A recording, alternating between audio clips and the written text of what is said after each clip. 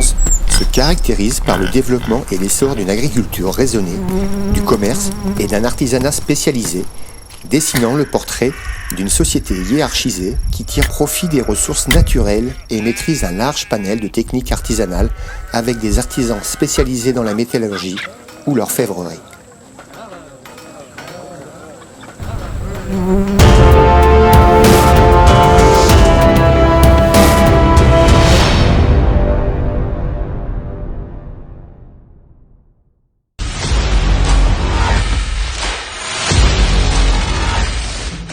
La notion de dépôt de métal précieux commença alors à faire son apparition. Les dépôts de l'âge du bronze en France, hors contexte funéraire, peuvent se compter en dizaines de tonnes, voire même en centaines de tonnes en production de métal, avec des régions plus riches que d'autres en découvertes. Aussi, ces découvertes ne sont qu'une partie émergée de ce qui a été produit, le reste ayant été refondu ou n'ayant pas encore été retrouvé. Les dépôts de l'âge du bronze sont le fondement même de la plupart des grandes collections de musées qui se sont essentiellement constituées à la fin du XIXe siècle, avant l'archéologie préventive et les connaissances modernes des techniques de fouille. Les fermes de l'âge du bronze, découvertes en contexte archéologique préventif, sont finalement assez pauvres en découverte de métal. Même si les dépôts sont bien nombreux à cette période, les archéologues ne les trouvent pas encore en contexte d'habitat. Pourquoi alors ? Parce que le métal est recyclé sans doute et que d'autre part, pour ces populations, cette notion de dépôt avait un sens à enfouir tant de richesses. À la fin du 19e, l'agriculture commença à être de plus en plus mécanisée, ce qui eut pour conséquence de voir arriver massivement de nombreux dépôts dans les musées, entre 1860 et 1900 environ. Ces collections ont permis de fonder la chronologie de l'âge du bronze européen. Cependant, la plupart de ces dépôts métalliques ont été souvent découverts sans avoir une bonne connaissance de leur contexte, c'est-à-dire du lieu précis et de la disposition des objets enfouis. Comment fonctionne alors un dépôt dans son ensemble ? Prenons par exemple le dépôt de Questembert qui se trouve au musée de Vannes dans le Morbihan. L'ensemble des objets variés qui le composent, objets volontairement fragmentés, haches, scories de bronze, permet une étude approfondie sur la façon de considérer ce type de dépôt. Celui-ci se compose de 217 fragments pour presque 28 kg, ce qui en fait une masse importante de métal pour l'époque. Trésor ou rebut de fonderie ? Avec le trésor, on aborde une idée de masse monétaire ou d'objets précieux qui ont été enterrés.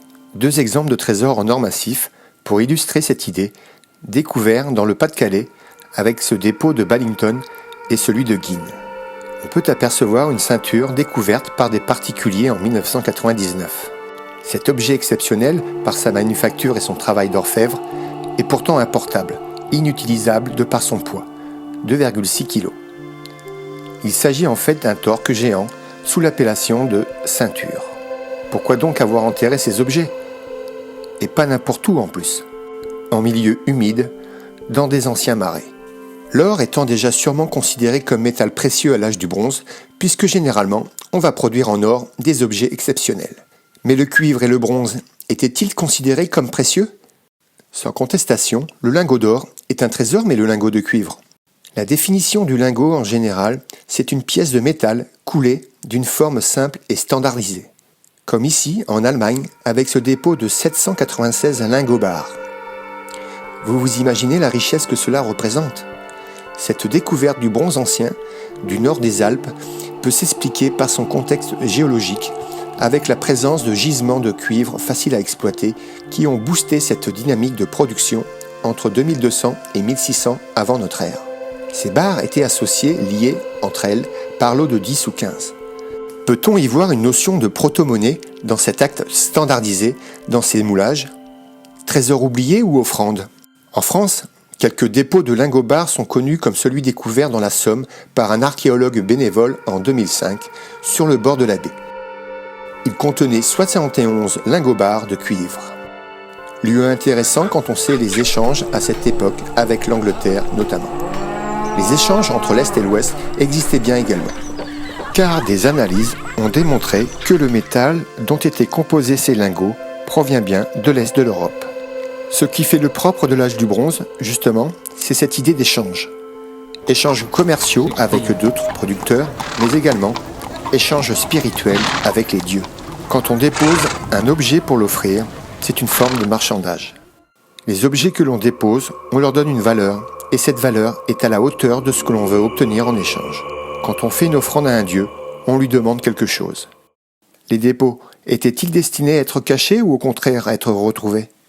Voyons par exemple le dépôt de la sorcière en Italie, à Pompéi. Dépôt d'objets magiques daté du 1er siècle de notre ère. Composé de petits objets du quotidien qui ont été rassemblés dans une boîte. Disparus depuis car en bois, mais dont les charnières ont traversé le temps et ont permis d'affirmer cette idée. Ces objets, cachés dans une maison, n'ont pas réellement une valeur vénale, mais en revanche, ils sont chargés de sens aux yeux de la personne qui les a cachés, car un certain pouvoir. Tout comme à l'âge du bronze, cette notion importante se pose. Quelle était la valeur des objets que l'on enterre ?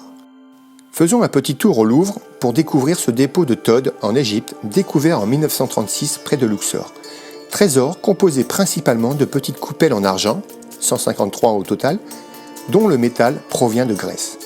Ce qui supposerait que ces coupelles proviennent d'importation.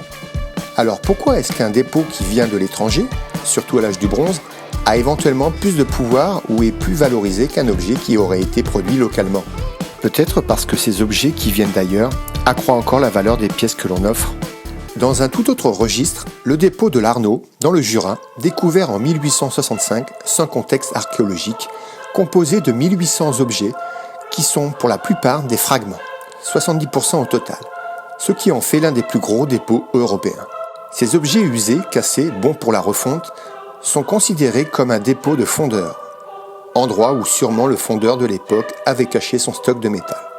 Certains objets étaient cassés volontairement, comme les bracelets. Mais quel est l'intérêt de vouloir les fragmenter ? Plus facile pour la refonte ? Alors pourquoi ne pas les calibrer davantage ? Beaucoup de questions se posent encore sans réponse, pour comprendre la cohérence des pratiques qui seraient peut-être de l'ordre du rituel. Sur les 1500 objets conservés, 25 seulement sont complets, ce qui n'est pas beaucoup. 275 étant cassés mais reconstituables, et le reste, ce sont des fragments. Une seule partie d'un objet qui ne figure pas dans le lot. Peut-on considérer qu'il existe une sorte de prélèvement de l'objet lors de la refonte ?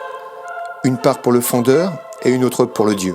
Cette sorte d'équilibre dans cette société de marchandage est-elle envisageable ? Pourquoi pas ? Ici, dans ce dépôt, les divers outils représentent les principales activités de l'époque. L'agriculture, la chasse, la pêche, l'artisanat, la guerre et la parure. Cette notion de fracture des objets est essentielle afin de mieux comprendre ces pratiques. Pour briser un objet en bronze, il faut le porter au moins à 400 degrés pour ensuite lui porter une percussion directe au marteau. Cela ne se fait pas aussi facilement. De même, pour tordre un objet, pour le plier, ce qui n'a pas forcément de sens, si ce n'est pour qu'il ne prenne pas beaucoup de place lors de son stockage, il faut alors le chauffer également. Cependant, ces très grands dépôts sont assez rares. 75% des dépôts de l'âge du bronze comptent moins de 25 objets. 20% des dépôts comptent jusqu'à 100 objets et seuls 5% des dépôts seraient des dépôts monstrueux comme celui-ci. Et encore une fois, ce dépôt de l'Arnaud n'a pas été trouvé n'importe où. Il n'a pas été trouvé près d'un habitat, ce que l'on pourrait éventuellement penser au vu de la quantité de métal. Non, il a été trouvé très à l'écart, mais comme la plupart des cas, à proximité d'une source. Aussi, ce dépôt de l'Arnaud ne serait pas un dépôt de fondeur. Une question cependant se pose, est-ce que tous ces objets ont été déposés tous ensemble en une seule fois, ou est-ce qu'au contraire, le dépôt a vécu sur de nombreuses années à un emplacement qui devait être sûrement marqué à l'époque. Cependant, cette question n'aura malheureusement jamais sa réponse, car il n'y a eu aucune précaution prise à l'époque pour prélever les objets dans leur contexte. Mais en revanche, les découvertes récentes de dépôts lors de fouilles permettent de se rendre compte que cette notion de dépôt multiple, elle a du sens. Beaucoup de dépôts sont en fait des lieux, des localisations de dépôts multiples. Mais il existe également la notion de dépôt unique. Énormément de dépôts sont des objets isolés, et ce n'est pas n'importe quel objet, car la plupart du temps ce sont une hache, ou une épée, ou encore un objet cérémonial exceptionnel. Comme ici la découverte d'une épée de type Taklovitch en fouille préventive. Habituellement, ce type d'épée est retrouvé cassé, or celle-ci a été découverte entière, posée volontairement à plat, dans un fossé suite à un décapage et en contexte d'habitat. Ce qui est très rare. Aucune sépulture à côté, ni même d'ossement. Aucun objet n'était associé à cette épée. Mais qui dit dépôt, dit hache aussi. On en retrouve partout dans les dépôts, déjà au néolithique ancien, avec des haches polies. Des dépôts monstrueux de haches du bronze ancien ont été découverts en Allemagne, avec parfois plusieurs centaines de haches, comme ici à Dieskau. Une théorie est supposée. Ce dépôt, qui était à proximité du tumulus où était enterré le chef, serait survenu suite à sa mort. Les hommes auraient déposé les armes à l'inhumation de ce petit prince qui avait un certain pouvoir. La plupart des haches n'ont pas servi uniquement à l'abattage des arbres, et cela depuis le néolithique. Elles sont utilisées à peu près à tout. Les archéologues se sont aperçus que certaines avaient servi pour la boucherie, pour découper de la viande. La hache reste un objet polyvalent et donc parfois difficile de lui associer une fonction très spéciale, sachant qu'elles ont pu également servir à la guerre.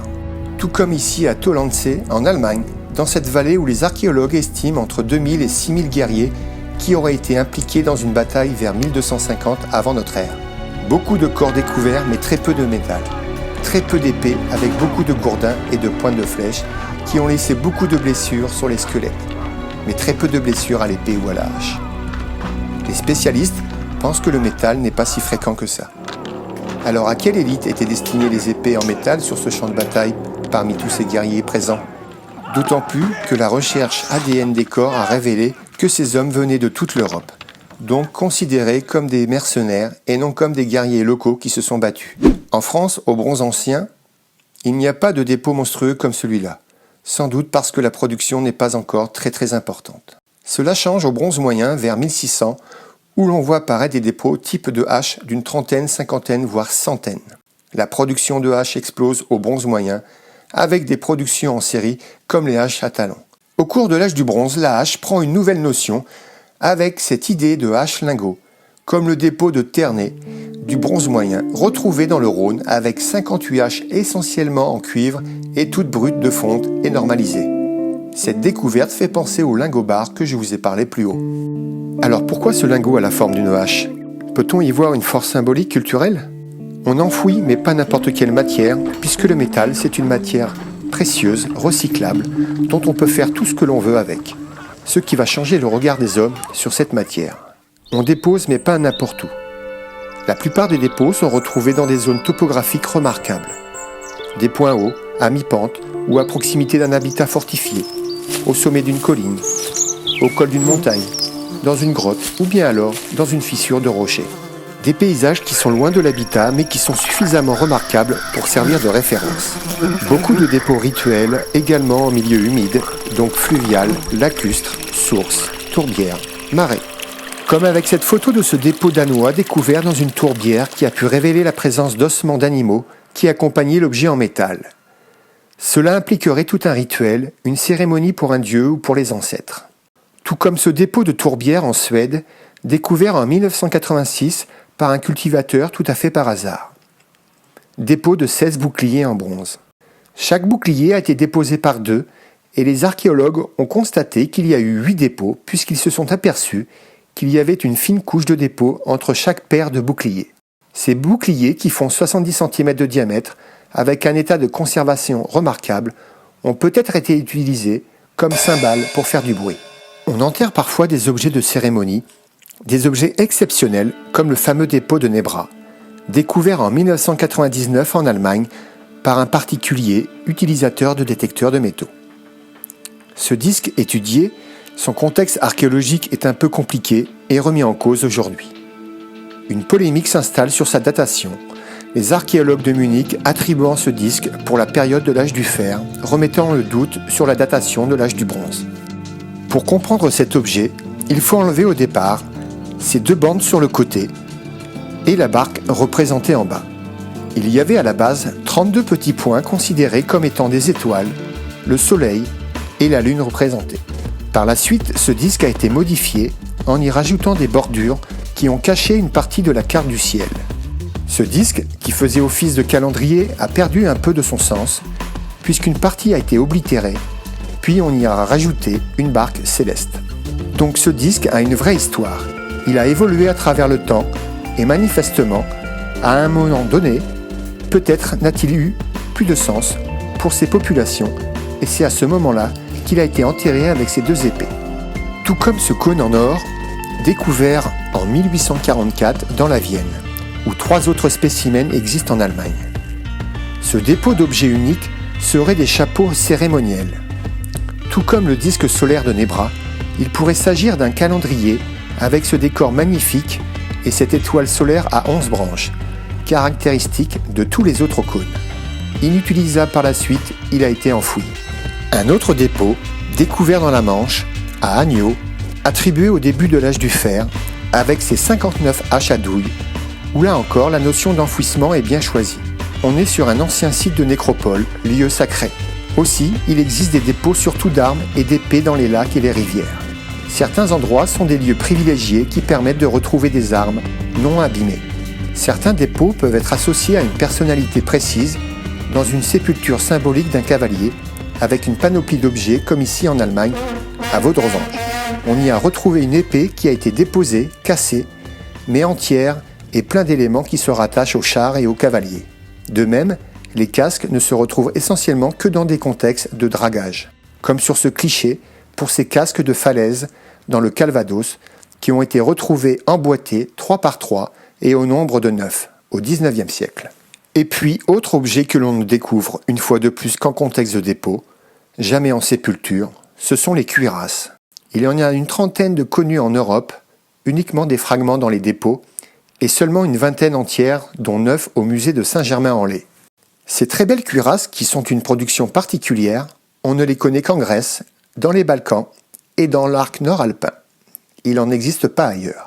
Terminons les dépôts exceptionnels, comme celui de Mathé, dans le Doubs, avec ce dépôt panoplie féminin, peut-être de danseuse, puisque ces ceintures appelées tabliers étaient des pièces qui devaient faire beaucoup de bruit et qui étaient sans doute liées à la danse.